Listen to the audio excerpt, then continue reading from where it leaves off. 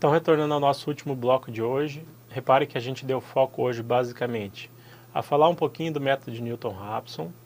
Ele é um método um pouco mais complexo, né?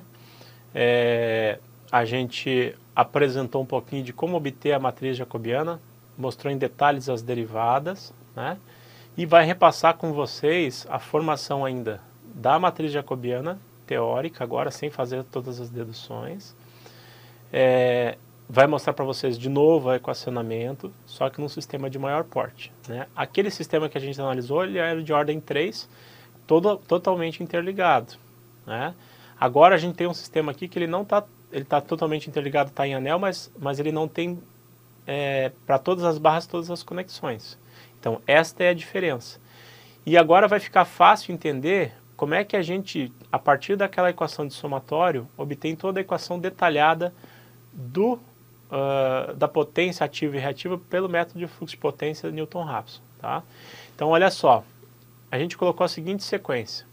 Então repare que eu tenho a barra 1 vai ser a minha barra de referência e a gente quer tirar as equações de todas as barras. Então as equações P1, Q1, P2, Q2, P3, Q3, P4, Q4, P5, Q5. Né? A primeira pergunta que a gente faz aqui é o seguinte: qual a ordem da matriz, né? Em especial a jacobiana? De novo, 2NPQ mais NPV. A gente falou no bloco anterior, então seria 2 barras de geração, fora de referência, né? Mais 2 de carga. Como é 2NPQ mais NPV, então vai ser 2 vezes 2, 4, que é as 2 barras de carga, mais 2 de geração, mais 2. Então 6 é a ordem da matriz. Se é a ordem 6, né, se a matriz é de ordem 6, significa que eu tenho que calcular, na primeira etapa do fluxo de potência, eu tenho que descobrir 4 ângulos, ou seja, o ângulo da barra de geração 2, o ângulo da barra de geração 3, o ângulo da barra de carga 4 e o ângulo da barra de carga 5. E ainda a tensão da barra 4 e da barra 5, que é o NPV, né? Então o V já está definido nas barras de geração, eu não calculo. Bom, feito isso, e eu sei que é de ordem 6, como é que eu tiro a equação? Repare que o sistema está numerado de forma sequencial, né? E a gente faz essa sequência de forma estratégica, né? Qual é essa forma estratégica? Então ele vai sempre numerando na sequência as barras de geração, número 1 a barra de referência, 2, 3 em diante as barras de geração e depois as barras de carga, independente da condição, né? Então vamos lá, para tirar a equação da potência P1, então vamos lá. Então vai ficar, ó, se eu fizer na ordem, então vai ficar V1 vezes G1. Repare que o cosseno, né, de ΔI mais o B, seno de ΔI1, então o cosseno vai ser 1, vai multiplicar por G1, fica ali o G1 de sempre, né? E a parte seno desaparece, por isso está em branco. Daí depois vai ficar exatamente na ordem, ó, V1, V2, V1, V3, V1, V4 e V1, V5, sempre acompanhando o índice. Como é que eu verifico isso, né? Como é que eu confiro isso? Olha só. Então eu tenho interligação de 1 para 2, está aqui, está interligado, de 1 para 3, de 1 para 4 e de 1 para 5. E o próprio 1, né? Então é assim que eu construo rapidamente a equação. De 1 para 2, 1 para 3, 1 para 4 e 1 para 5. Está totalmente interligado, tem as 4 conexões. Vamos para frente. Se fosse o P2 agora, olha só, se fosse o P2, né? A equação de P2, retornando aqui, ó, quantas conexões eu tenho? 3. Eu tenho P de 2 para 1, de 2 para 3 e de 2 para 4. E não existe ligação, ó, que seria nessa condição de 2 para 5. Então a minha equação de P2 fica V2 para ele mesmo, já sabemos por que fica assim, V2 quadrado G22, V2 para 1, V2 para 3 e V2 para 4. A mesma situação ocorre para P3, né? Se a gente pegar agora o desenho, ó, retornar aqui, ó, a equação de P3, ele também tem 3 linhas, então é de 3 para 2, na verdade na ordem, né? De 3 para 1, 3 para 2 e 3 para 5 agora, ó. É isso que aparece na equação aqui, ó. 3 para 1, 3 para 2 e 3 para 5, tá? Vamos para frente, né? Então conferido. Agora como é que fica o P4? Só tenho 2 linhas, ó. A mesma coisa para o P5, ó. O P4 é de 4 para 1 e 4 para 2. Então, está lá a nossa equação, 4 para 1 e 4 para 2. Né? E o V4 quadrado também já sabemos o porquê. E o 5, né? O 5 então vai ser de 5 para 1 e de 5 para 3. Os demais elementos são zero, ou seja, o fluxo de potência nesse elemento é zero, de potência ativa. E vale também para o reativo, é a mesma análise. Aí peço foco em mim agora aqui. Carlos, como é que eu tenho uma equação que é de somatório de potência ativa e de reativo? Você mostrou no detalhe e tal, mas como é que eu memorizo isso de forma rápida, direta e fácil? Então, a equação de potência ativa, a gente pode, pensando de uma maneira simples, pensar assim, ó, a função de potência ativa, ela segue a regra do cosseno. Então, ó, cosseno. Como é que eu escrevo cosseno? É cosseno. Então, ele é positivo. Está na sequência certa, cosseno. Então, é produto das tensões vezes... Repare que na minha linha eu sempre venho primeiro com resistência e depois com reatância no modelo. Então, vai aparecer primeiro o elemento referente à resistência e o elemento à resistência, reatância, perdão. Então, vai ficar cosseno com resistência e reatância. Então, vai ser produto das tensões associado às conexões das barras, cosseno, já que cosseno é positivo, se é positivo, basta eu seguir a ordem da numeração do sistema. Então, olha lá, como é fácil, ó. Vamos pegar o circuito então. Barra 1, né? Se é barra 1 é potência ativa, se é potência ativa é cosseno. Então agora é só ver as conexões, ó. De 1 para 2 para fazer na ordem, de 1 para 3, de 1 para 4, de 1 para 5. E aí vai ficar, quem que eu tenho na minha linha? Né? Resistência e reatância, portanto vai ser o G e o B, que é o inverso, né? Já que a impedância é Rx, a admitância é GB. Então tá aqui, ó, de 1 para 2, de 1 para 3, 1 para 4 e 1 para 5.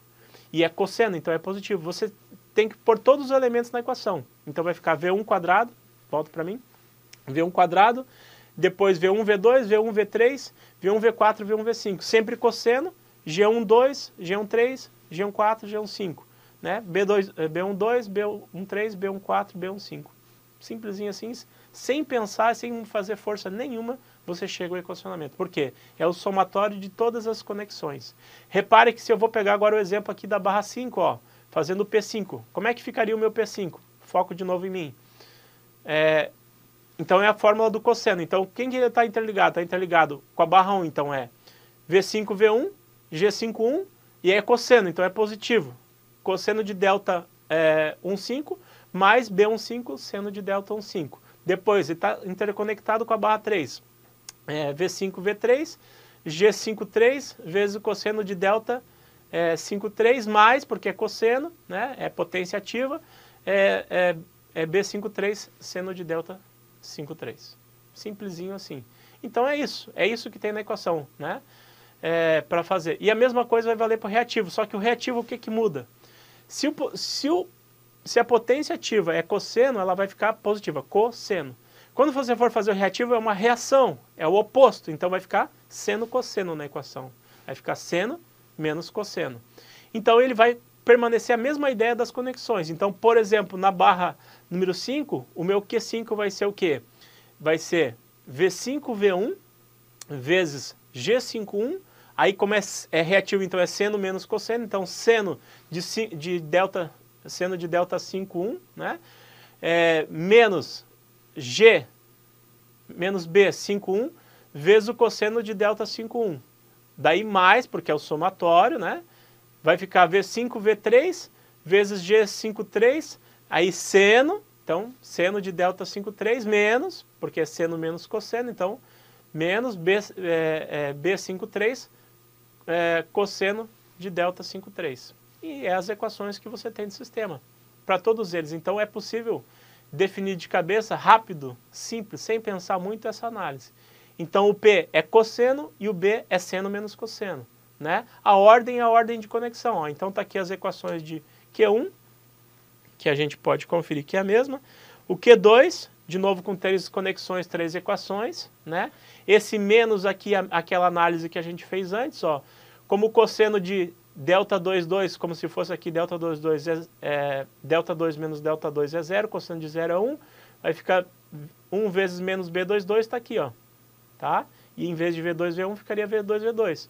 Então é fácil fazer o equacionamento de forma rápida e direta, só lembrando dessa regrinha e sabendo que é um somatório de todas as barras interligadas, né?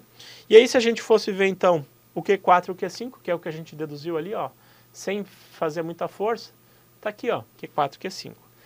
Ah, mas e agora é a matriz jacobiana para fazer essas equações? Dá um trabalho grande, porque a matriz jacobiana teórica é essa, ó. Ela é de ordem 6, 2NPQ mais NPV. Então repare o seguinte, como é que a matriz está dividida, né? A minha matriz está dividida assim, ó, nesse modelo aqui, ó. Esse modelo aqui, ó. Vou pegar aqui o verde, então. Ó. Tá aqui uma parte.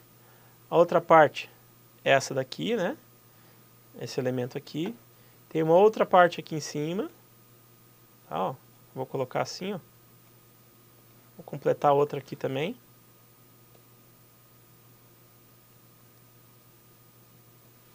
E por fim, vou botar em vermelho aqui. Então em azul fica melhor. Aqui, ó. E ela é assim, né? HLMN. Então, basta colocar aqui com a cor da letra, ó. Essa aqui é a submatriz H, matriz L, tá aqui o L, matriz M, matriz N. Então, como é que ficou a dimensão aqui, ó? Como é que eu defino rapidamente, então peço foco em mim aqui, ó. Como é que eu defino rapidamente a dimensão da submatriz? Então eu já sei que é 2NPQ mais NPV. Então 2NPQ, ó, 2 vezes o número de barras de carga. Então as barras de carga eu preciso calcular os ângulos. Então, ó, quanto que é a minha matriz? Não é 2NPQ aqui o H, ó? Então eu tenho 4 ângulos para definir. 2 vezes o número de barras de carga. Tá aqui, ó. Então é uma submatriz de ordem 4, né? Como é que eu defino a submatriz, aqui no caso M, né? Eu também tenho 4 ângulos para definir, porém, a submatriz Q, ele só define ângulos para as matrizes de carga. Então, olha só, a potência reativa que eu tenho, como são duas, então eu só tenho 4 e 5, então é 2 por 4 variáveis.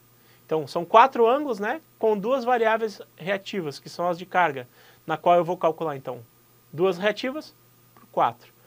No caso da potência ativa, né, eu tenho 4 potências ativas a serem consideradas. Por quê? Porque as barras de geração, eu conheço as potências ativas das de carga, porém eu não conheço apenas a tensão das barras de carga, que é o V4 e o V5. Então, nesse caso, a minha submatriz vai ficar 4 por 2, onde aqui ficou 2 por 4. Então, 2 variáveis por 4 ângulos. 2 equações para 4 variáveis.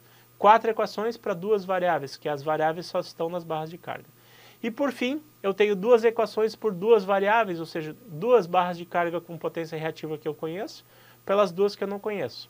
Então vamos repassar nessa regrinha, olha só como é fácil, foco em mim aqui. A submatriz H é a minha potência ativa por todos os ângulos que eu preciso calcular. Ela normalmente é uma matriz quadrada, né? Por quê? Porque essa relação todas as barras, seja de geração ou seja de carga, eu conheço a potência ativa.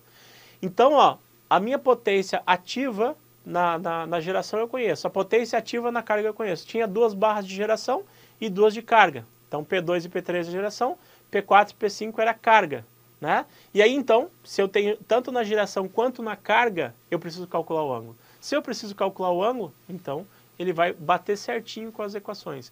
E aí me gerou a matriz quadrada. Já o oposto é o caso, por exemplo, das matrizes de potência ativa e reativa. Na potência ativa, na geração, eu já conheço a tensão, mas não conheço nas barras de carga. Então vai ser o número de barras de geração mais cargas pelas barras de carga. É a dimensão da matriz N. Da matriz M é o número de barras de carga pelas barras de geração e carga. É isso que está aqui. Então por isso que ficou 4 por 2 e 2 por 4. E novamente a matriz L ela é uma matriz quadrada, né? Onde ela relaciona exatamente as equações de potência reativa na carga pelas tensões que eu preciso calcular na carga. Então essa é a condição da matriz jacobiana com as suas submatrizes. E a pergunta é, como é que eu defino agora como que eu defino agora o cálculo dessa matriz jacobiana? Então tem que tirar toda a equação, a derivada é de toda a equação, e essa derivada ela está associada às conexões. Isso nos facilita um pouco. Então olha só, vamos para frente. Olha como é que ficam as nossas derivadas. Então vamos lá, a derivada de P2 em relação a ΔH2. Então existe a conexão na própria barra. A barra 2 está conectada com a barra 3, lembrando que a barra 1 é referência, né? Então existe uma derivada, então existe um fluxo de potência, tem que avaliar a variação do ângulo. Da barra 2 para a barra 4 tem conexão, então o ângulo influencia no fluxo de potência, logo eu tenho que avaliar. Da barra 2 para a barra 5 não tem conexão, portanto a variação angular da barra 5 é independente, né? Ou não influencia pela potência gerada na barra 2, portanto a derivada é zero. Aí a tensão, né, da barra 4 é influenciada pela né, basicamente a estrutura da análise é essa, e basicamente ficou aqui definido, ó, como é que ficou a submatriz HLMN, que a gente teria que calcular para o exercício, tá? Então é um exercício teórico onde facilita o entendimento, ele facilita você obter as equações, né? Facilita você verificar de forma rápida o que está conectado e não conectado e o que você precisa determinar, tá? Então essa é a primeira etapa do método de fluxo de potência. Então repare o seguinte agora, eu vou mostrar para vocês assim, ó. Naquele exercício inicial 3×3, deixa eu só voltar aqui, ó. Preciso agora voltar um pouquinho porque a gente acelerou para fazer o entendimento do equacionamento e de derivadas, né? Ficou para vocês a demonstração de algumas delas, a importância dos sinais. Mas voltando àquele primeiro exercício, que era de ordem 3, ó, tá? Eu vou só apagar aqui esse que eu estava mostrando. Quantas equações eu tenho? Então eu já sei que é uma matriz 3×3, eu tenho a equação P2, a equação P3 e Q3. E as variáveis ΔH2, ΔH3 e V3. Isso está pronto para vocês agora aqui, se vocês verem lá no Scilab, né? Deve estar publicado para vocês. Então eu só vou abrir aqui o Scilab. Só um momento.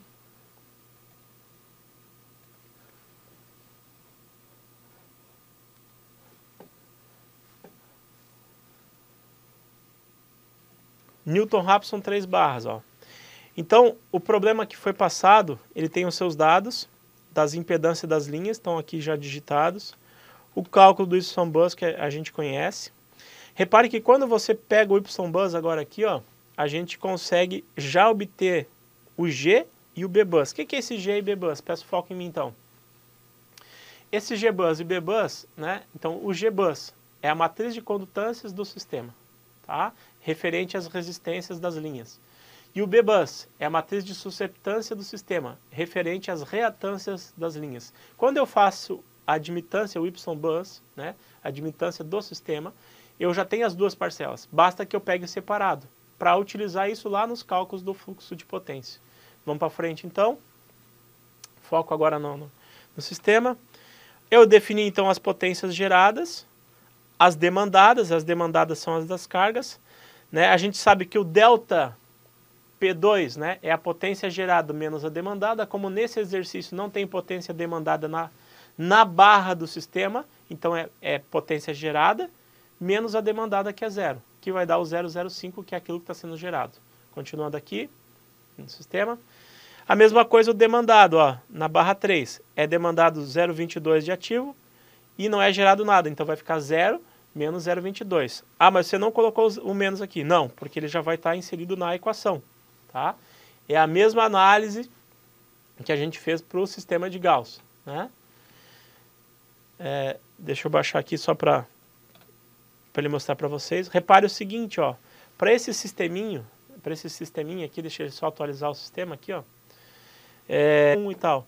Só que quando a gente for pegar do sistema da matriz, ó, eu tenho que traduzir ela para o formato que o Scilab entende. Então, quando eu definir aqui, ó, deixa eu só voltar aqui para vocês verem, ó.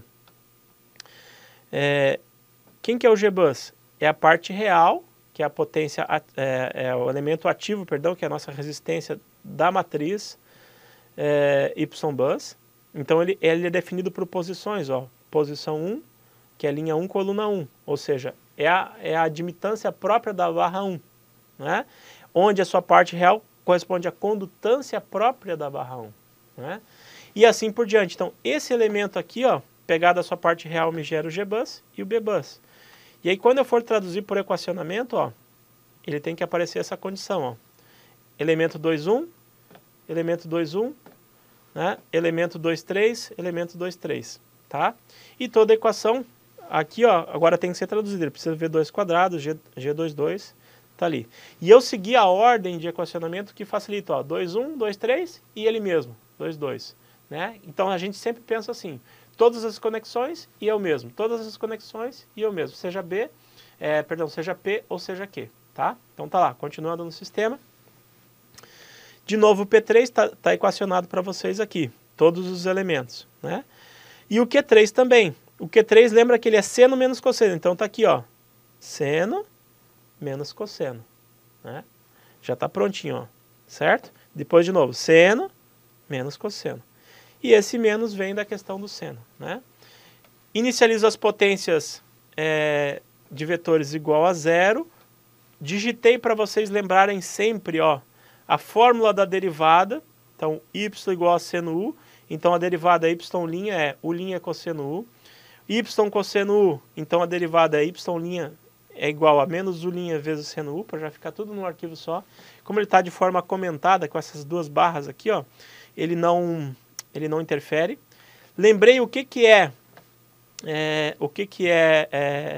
o conceito da matriz jacobiana, a derivada de ΔP em relação a delta, né, em relação à derivada, perdão, de ΔP, tá? De delta, a derivada em relação ao ângulo, perdão, derivada da potência em relação ao ângulo, derivada da potência reativa em relação ao ângulo, derivada da potência ativa em relação à tensão e derivada da potência reativa em relação à tensão, né? Como é que ficou no exercício? Derivada de P2 em relação à derivada de ΔP2, derivada de ΔP2 em relação ao ângulo 3, da ΔP3, da barra 3, e a derivada de P2 em relação à tensão da barra 3. E assim sucessivamente, ó. Essa derivada já deduzida e digitada está aqui, para o P2 em relação ao ΔP2, P2 em relação ao ΔP3, P3 em relação ao ΔP2, P3 em relação ao ΔP3, que é a nossa submatriz H, P3 em relação ao V3, né? O Q3 em relação ao ΔP2, o Q3 em relação ao ΔP3 e o Q3 em relação ao V3, tá? Bom, dá para ver aqui então que todos os elementos estão prontos e ele vem aqui para formar a matriz jacobiana, ó. Então repare que antes de começar o processo a gente montou a matriz jacobiana, tá? De todos os elementos, Bom, feito isso, a gente já aproveitou, já calculou, antes de entrar no algoritmo, a inversa, né, pelo esse comando inv aqui, ó, inversa do jacobiano, que eu chamei de jx, né? Jacobiano das variáveis, então isso que significa o jx. E aí sim eu posso começar o algoritmo de Newton-Raphson. Então, no algoritmo eu coloco o número de iteração igual a k menos 1, porque a gente começa com a iteração 0, né? Só para lembrar. Então aqui K1 representaria a minha posição 0, né? Então eu vou contar de 0 até n iterações. Os erros de potência ativa P2, P3 e Q3, né? O ângulo, né, e tensão, ou seja, o nosso vetor de ângulo e tensão que eu quero calcular para o algoritmo, delta e V para o algoritmo, então ΔP2 nas posições de análise e de cálculo, ΔP2, ΔP3 e V3. Transposto, porque ele vai multiplicar pela matriz jacobiana. E aí sim eu posso fazer o cálculo. Então, ó, eu defini aqui nesse primeiro momento até 15 iterações, porque ele não fique fazendo muitos loops, né? Que isso é dependente do nosso erro, que a gente definiu lá em cima, e também de como que o sistema vai se estabilizar em termos da potência ativa na barra de referência, tá? Então estão todas as equações aqui, ó, P2, P3 e Q3, calculado. Na primeira iteração eu tenho que setar esse valor em 0, né? Por que eu tenho que setar em valor em 0? Porque é o seguinte, ó, peço foco para mim aqui. Na condição inicial, seja no método de Gauss, seja no método de Gauss-Seidel, ou seja no método de Newton-Raphson, eu estou procurando fazer o quê? igualar os ângulos e os módulos de tensões. Quando eu faço isso, que foi a primeira coisa que a gente falou na primeira aula, se eu igualo módulo de tensão e ângulo nas barras, a montante e a jusante, ou seja, nas barras conectadas, eu vou zerar o fluxo entre elas. Se eu vou zerar o fluxo entre elas, o que significa? Significa que eu vou alcançar o máximo erro. Eu fazendo a derivada da equação em relação à variável que eu quero analisar, então, por exemplo, a derivada de P2 em relação ao ângulo ΔH2. Então eu estou buscando, fazendo isso, eu estou dizendo qual é a aproximação que eu estou fazendo para buscar na direção do ângulo 2 o quanto que o ângulo ΔH2 influencia na variável de geração de potência da barra 2, que vai ser a meu jacobiano. Então a minha matriz jacobiana é a matriz de sensibilidade, que me dá a direção de busca e o quanto que cada incremento ou cada variação de ângulo influencia na potência que eu vou transferir de uma barra para outra, ou seja, quanto que eu vou transferir da potência da barra 2, nesse caso, para as demais, né, em função da variação do ângulo ΔH2, tá? Esse é o elemento importante do fluxo de potência, é esse que a gente tem que analisar, né, que a gente usa então o fluxo para outras análises, como o despacho econômico de energia, como para o planejamento da operação, planejamento da expansão do sistema. Então, essa matriz de sensibilidade me diz o quanto que eu vou incrementar ou cada passinho que eu posso dar nesse procedimento, tá?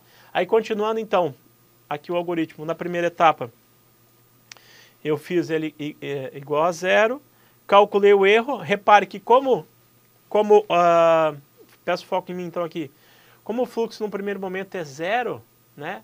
O que eu vou ter como diferencial? Exatamente aquilo que está especificado nas barras de geração, então a potência de geração, e na barra de carga, as potências da carga. Então, na primeira iteração, esse processo vai ser igual àquilo que foi especificado. E aí eu vou obter o máximo erro. A partir dali, eu caminho em direção à convergência, se eu escolhi uma boa aproximação inicial. Tá?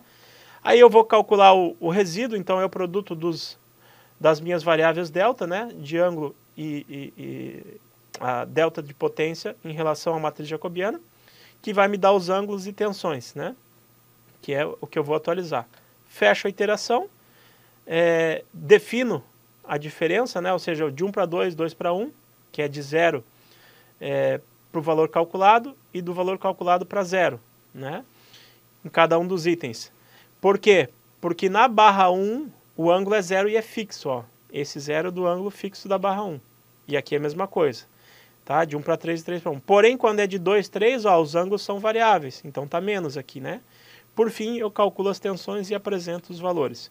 Repare que, novamente, peço foco em mim aqui, novamente eu não calculei a segunda etapa, que é o cálculo das potências P1, Q1 e Q2, que eu deixo para vocês fazerem, assim como eu fiz já no primeiro exercício de Gauss, né? Gauss e Gauss-Seidel. A última etapa, que é o fechamento, vocês colocam a equação, eu quero que vocês peguem essa equação e calculem para fazer o fechamento, tá? Com isso eu quero finalizar hoje aqui, porque a gente vai retomar desse ponto na próxima aula, mas mostrando o seguinte, então volta aqui para o sistema, eu vou mostrar para vocês o seguinte, ó, voltando ao slide, né? Bom, a pergunta que vocês devem se fazer é o seguinte, Carlos, então foco em mim de novo, ó, eu vou fazer o cálculo de 3 barras, né? Qual deve ser o resultado do fluxo de potência sem calcular, sem pensar, já que eu já sei fazer a dedução das equações, praticamente assim, né? Que é só analisar as conexões, cosseno é positivo, seno menos cosseno é negativo, e como que eu espero agora esse resultado? Então assim, ó, senhores e senhoritas, quando eu tenho uma potência gerada, por exemplo, aqui no exercício, se eu não me engano, é 0,05, né? Porém, a demandada é 0,22. Eu tenho que atender esse 0,22. Então, o resultado da soma de todas as potências de todas as barras, ele vai ser a potência demandada na barra 3, né? Menos a gerada na barra 2, menos aquela que eu vou fazer o fechamento da barra 1. E ainda com menos as perdas. Ou ainda, a soma das potências geradas vai ter que ser igual à potência da carga com mais alguma coisinha. Então, se eu pegar o exercício, né? Deixa eu só voltar aqui no exercício.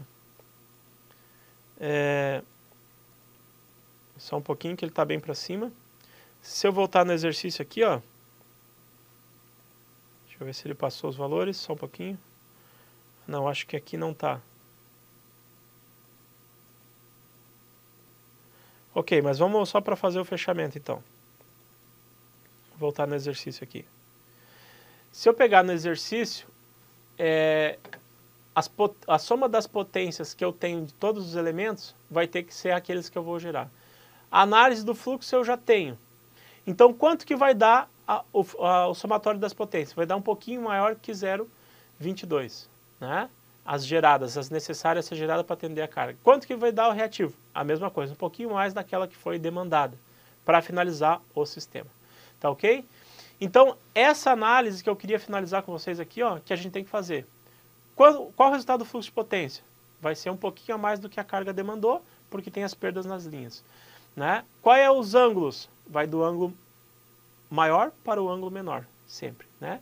E os módulos das tensões sendo calculados. Então, retomamos desse ponto, o arquivo está pronto, as deduções das equações foram feitas, e agora a gente acelera um pouquinho, porque para cada exercício é necessário que vocês façam as deduções individualmente, né? Para montar os demais algoritmos. Tá? Por hoje, então, seria isso.